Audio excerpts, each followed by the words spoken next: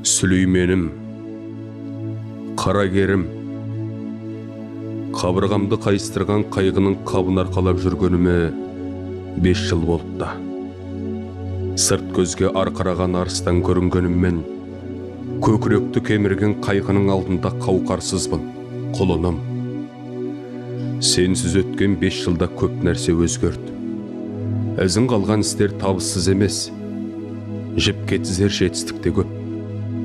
Тек сен кеткелі кемеліне жетіп қуануды ұмытып қалғандаймын. Жоқтығыңды ештеңемен толтыра алмаспын. Өкініштің қамшысы осы жібергенде орнымнан қозғала алмай қалатын кездерім де болады.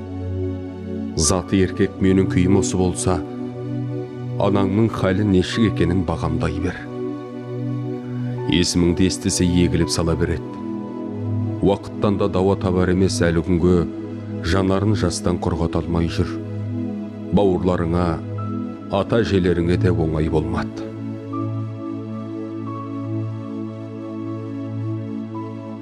Балам, тірі жүрсең биыл 30-ға толар ең. Орда бұзар жас деуші ме еді. Сен 30-ыңды күтпей-ақ орда бұзып, 40-қа келмей-ақ қамал бұзған қарагерімсің ғой. Өзіңе қарап көңілім марқаятын, сүйсінетінмін. Менің ұлым, менің ұрпағым деп іштей риза болып отыратынмын. Сен алғаш қолға алған күнім көз алдымда. Құлсарда кіндік қаның тамып, 1992-ның 24 тамызында шыр етіп дүниеге келдің. Анаң перзентханадан шығып үйге келгенде, кішкентай ғана шақалақты жас қана бауырыма қыстым. Періште кейпіңе байланып, айналып толғанып есіңе мас болдым, сенесің бе? Өміріңнің соңына дейін дәл осылай сүйсінумен болдым. Сағымды сындырып, сеніміме сызат түсірген күнің болмаған екен, балам. Әке, темір қазығым, бәйтерегім. Сізіңше 25 жыл тіршілігімде орда бұзып, қамал алған болсам, бұл менің емес, сіздің жемісіңіз. Өйткені менің жолым сіздің жолыңыздың бір тармағы. Жалған дүниеде жақсылыққа жақын бола алсам, діңгегімнің, тамырымның мықтылығынан ғой. Қаймықпаңыз, әке, анашымда ақ сүтін кешкей. Қайтейін құлыным, жаратқанның алдындағы жазығым, өзіңді өзгелерден дара көргенім бе деп тойлайым. Расында да бітімің бөлек бал едің. 11 жасыңда Түркияның астанасы Анкараға барып, Милис халықаралық мектебіне түстің. 2011 жылға дейін сол жақта білім алдың. Ойын баласы болсаң да, жаңа ортада жатырқаған жоқсың. Білімді де, өнерді де, спортты да қатар алып жүрдің. Қандай жолдас болғаныңды бірге оқыған қыз жігіттер жарысы әңгімелегенде көзімнің жасын тағы бір сығып алам. Еңбекке де ерте араластың. 2008 жылы Нефтестрой сервисі Алтыды компаниясына оқшаулаушы болып орналасып, әктеуші, құм бүріккіш, аудармашы, жоспарлаушы, смета жасақтаушы болып жұмыс жасадың. Жыл орынға жайғасуды мақсат еткен жоқсың. Қара жұмыстан бастаймын деп құлшындың. Мұндайлар біздің қоғамда жоқтың қасы ғой, балам. Кейін Ұлыбританияның Эксетер университетіне оқуға түсіп, 2011-2015 жылдарда бизнес-менеджмент мамандығын меңгердің. Қазақстан студенттер қауымдастығының президенті болдың.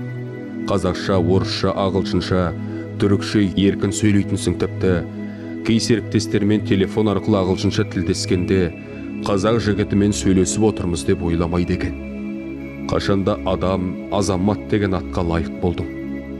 Шетелдік бір әріптесің, әлемнің 60 елінде болдым, бірақ Сүлеймендей жігітті бірінші рет көруім деп ағынан жарылғаны бар. Иә, балам, сен көптің бір емес едің.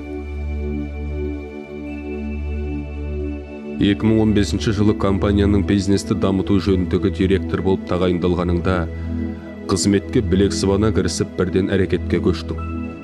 Ауызсу цехын іске қостың. Бұдан бөлек бірқатар жобаны іске асырдың. Осының бәрін бар жоғы 20-дан енді асқан шағында жасадың.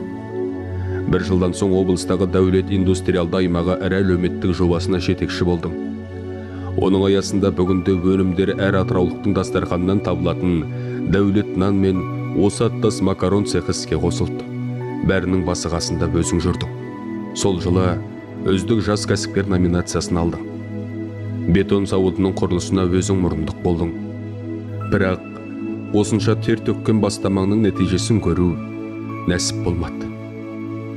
Сенде бәрі болды. Жассың ғой. Сенің жасындағы жігітті биліктің бұл жолдан тайдырып жіберуі бек мүмкін еді, бірақ асқан ақыл мен алып жүрек оған жол берген жоқ. Қарамағыңдағыларға қарапайымдылығымен сүйкімді болдың. Бас шұлғып билік айтып отырған жоқсың. Әрқайсысымен тіл табысып, кез келгеннің көңілімен санастың. Олардың көңіл күйі өнім сапасына тікелей әсер ететінін жаста болса жақсы түсіндің.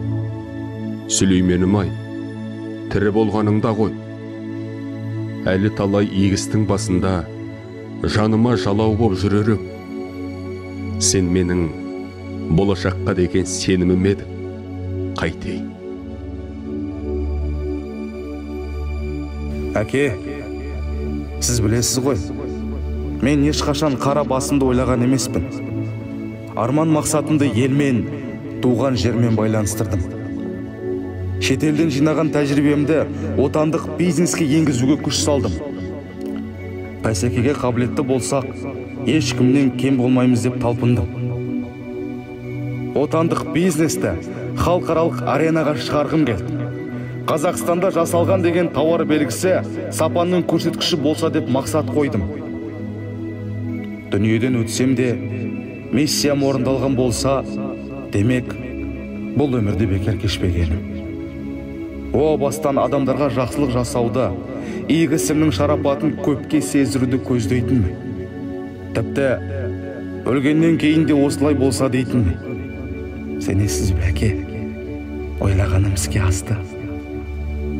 Әлеуметтік желіде бір замандасым мақсатым туралы сұрағанда, мақсатым әлемді мойындату дегенім. Бәлкім алдымен Қазақстанның президенті боларсың, деді ол. Ол қиындау.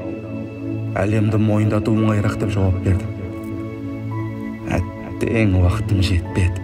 Бірақ соған жетелейтін қадам жасап үлгергеніме қуанам. Ей құлыным ай, бәрімізде де Құдайдың құлымыз ғой.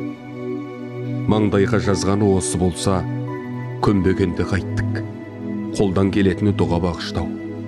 Есіміңді мәңгі естелік етейін деп атыңды атау қылдым. Спортқа бір бүйрегін бұрып тұратын, спортшыларымызды қолдағын келетінді айтқан едің, соны өзім қолға алдым. Сен көксеген шаруаны аяқ асты қыла алмаймын ғой, білесің ғой. Шетім көрсең жебе жүрет, жанашырлығыңды да жадымнан шығармауға тырысамын. Бала болсаң да осыны түйсінген санаңнан айналдым, сәйгөлігім. Тек жанымды жегідей жейтіні, артыңда бір тұяқ қалмағаны. Менен туған ұл сендей болса, сенен туған ұл қандай болар еді?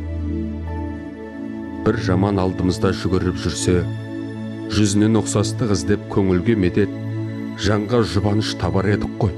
Қайтей, жатқан жерің жайлы боп, қабірің нұрлансын, қара керім.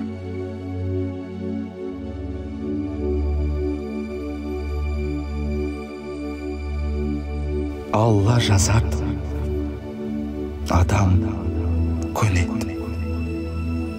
Жұмақта алтыннан тәж кигізер перзентіңіз болайын, әке. Қош. Қош.